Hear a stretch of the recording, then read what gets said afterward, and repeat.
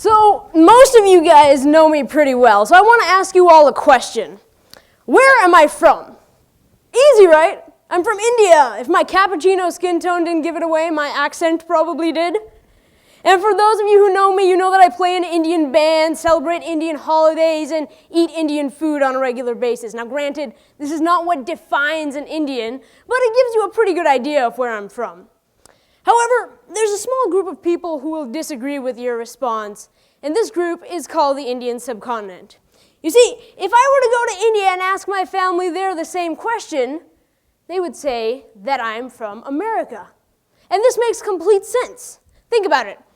I was born and brought up here. I celebrate Thanksgiving and 4th of July. I've grown up watching Phineas and Ferb. My lunch every day is a sandwich. I'm slightly obsessed with chocolate chip cookies. And if I were to go to India and ask for aloo gobi and roti, I don't sound like an Indian. So, where am I from? Now, before I answer this question, I'd like to say something to a few of my friends. Now, they don't know me, I don't know them. Many of them live miles away from here. Many of them are in this room right now. However, by the end of the speech, they will know me and I will know them without even having met them. To my fellow children of American immigrants, we know that we've always lived in the middle of two cultures. At home, we have our parents' culture. We eat dosas, kebabs, yakisoba, and dim sum, and celebrate Diwali, Ramadan, Rosh Hashanah, and Chinese New Year. At school, we eat hot dogs, listen to Taylor Swift, and of course, study. However, we know what it's like to have a twang in our accent, and we know why, too. I can be sitting here speaking English one moment, and excuse me, I have to take this. Hello? हाँ नमस्ते aunty हाँ आप कैसे अच्छा मैं अभी कुछ काम कर रही हूँ मैं आपको बाद में फ़ोन कर सकती हूँ हाँ कोई बात नहीं अच्छा bye And the next moment we can do that. And we all know that right now there are many Indians out there who are judging the quality of my Hindi and are cringing by the Western accent thrown on it. And we know that there are many other Indians out there who are thinking, wow, being born and brought up in the US, she can still speak Hindi so well. But think about it.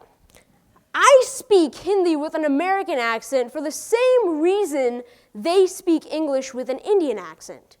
So don't we have a similarity and connection over that? And I mean, we all know the great advantages to being polylingual. I mean, if I want to have a secret conversation with my dad about that guy's socks and sandals, I can do it in Hindi. We know what it's like to have clashing cultural values pull on our lives. Prom, homecoming, senior pictures, these are all rituals that are completely new to many of our parents and aren't always something that they're completely comfortable with.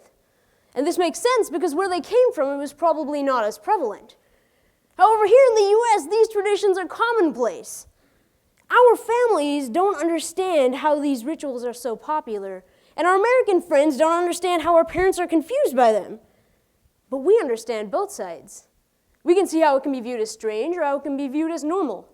We have a foot in both cultures, and we can lean to either side to see different perspectives. We're multi-skilled when it comes to social situations. We know which houses to take our shoes off at and where to keep them on. If we need to eat with a fork and knife, we can do that, but we also know the correct amount of roti needed to make the perfect mini pyramid out of the sabzi, or how to properly hold the chopsticks to grip the slippery shrimp rice noodles so that they don't fall off.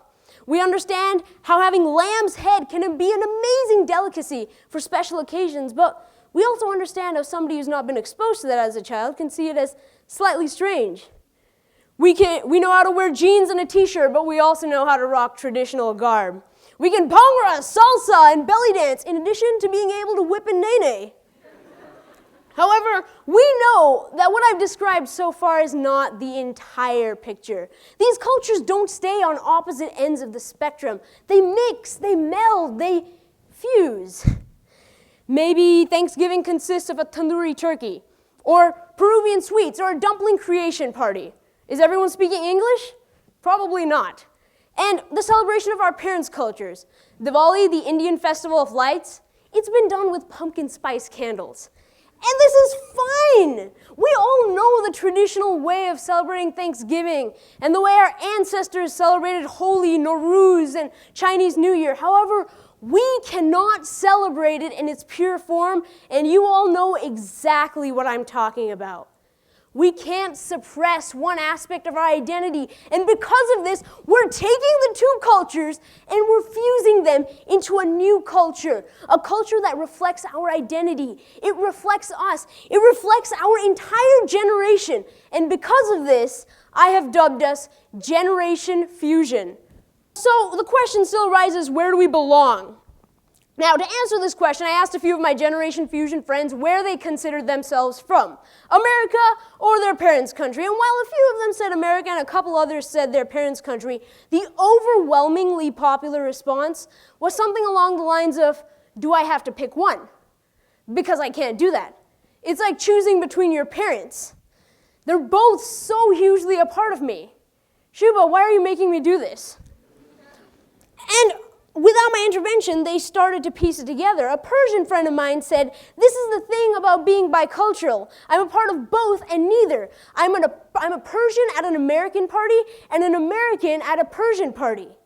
You see, no matter what the social situation is, we're always considered the outsiders.